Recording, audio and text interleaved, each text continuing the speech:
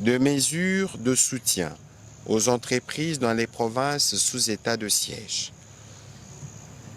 Au-delà de la situation humanitaire, le président de la République est aussi préoccupé par la détérioration de la situation économique de la partie est de notre pays.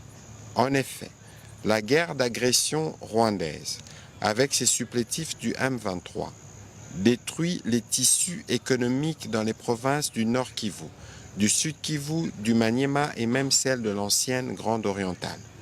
Cela entraîne soit la fermeture de plusieurs entreprises congolaises et étrangères, avec comme corollaire la perte d'emploi, du revenu et la détérioration des conditions de vie de nos compatriotes, soit encore un entrepreneuriat difficile qui ne permet pas un bon développement des affaires.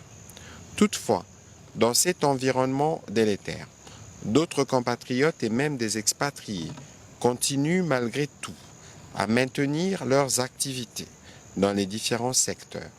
À ces sujets, le président de la République a salué leur courage, leur dévouement pour la cause nationale, car, a-t-il indiqué, il s'agit là d'un acte de bravoure.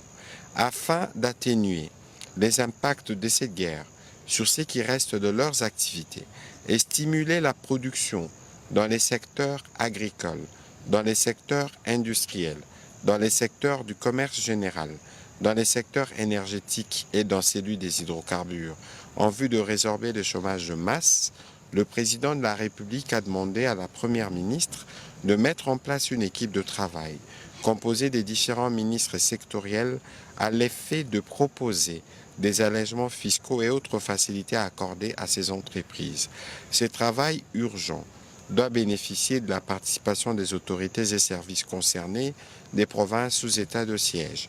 Il va sans dire que les mesures à mettre en œuvre seront progressivement étendues aux territoires occupés par nos forces de défense et de sécurité.